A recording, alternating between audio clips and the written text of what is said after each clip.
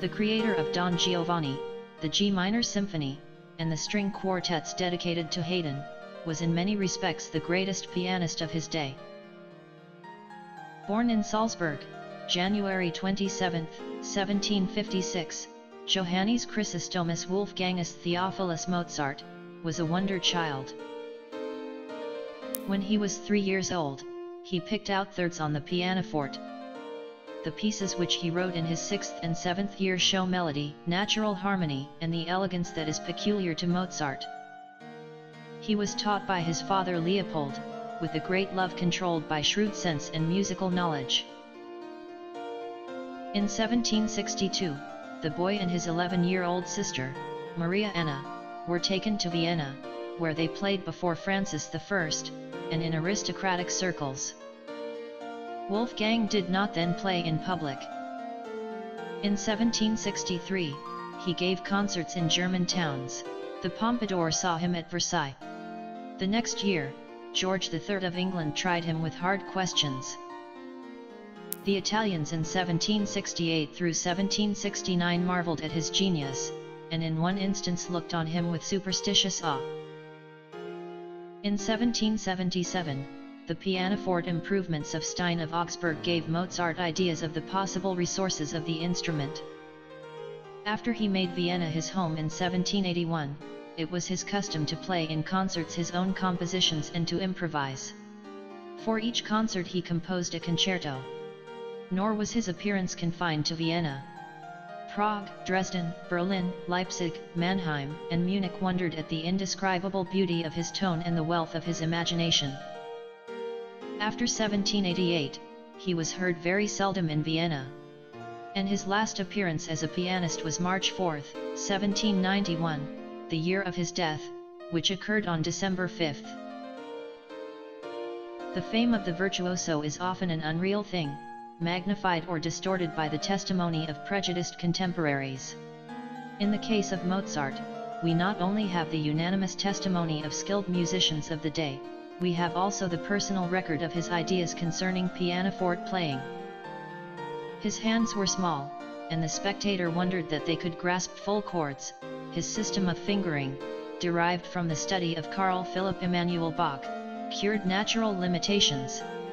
The hands were beautiful, they pleased the eye, although they were useless in the cutting of his meat. While he played, he avoided all facial and bodily movements that smacked of affectation. According to him, the player should have quiet hands, their lightness, suppleness, and unhindered speed should turn difficult passages into flowing oil. He warned constantly against undue speed and hurrying, for they result only in slovenliness and bungling. And he knew how easy it was to play rapidly and with brilliant inaccuracy. It grieved him when people expected of him digital dexterity akin to acrobatism or thaumaturgy, people unable to follow him in pure musical fantasy. He insisted on a strict observance of time, and he kept with the beat so strictly that even in the free use of tempo rubato and an adagio, the hands preserved unity in rhythm.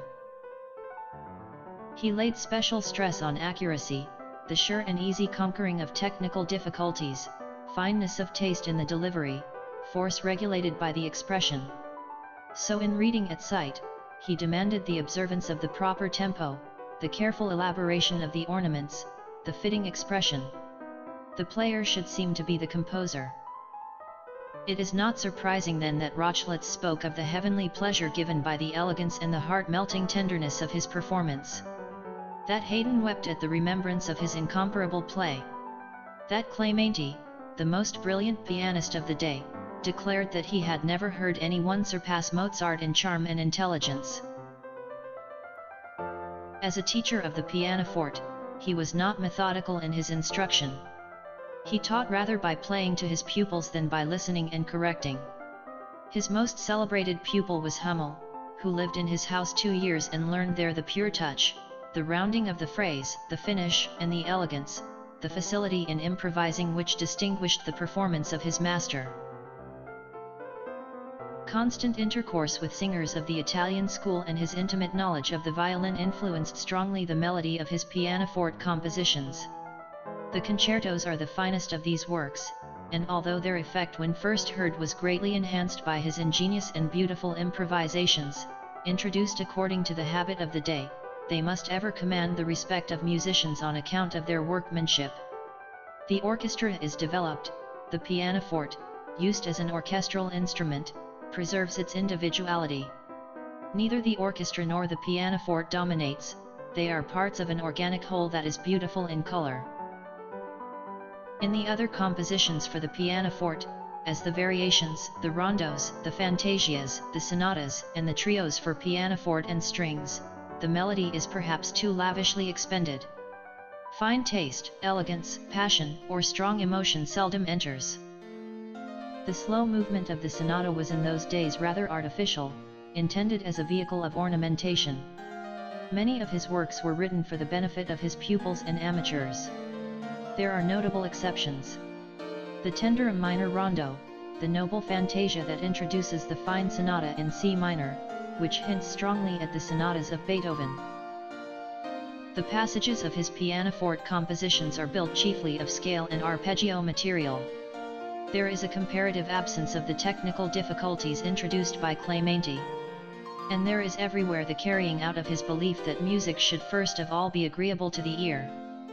These compositions not only give sensuous enjoyment, they are invaluable to the student as a means of cultivating absolute clearness, equality of scale, evenness of arpeggio, the value of serenity, faultless precision, and above all, the great art of singing a melody.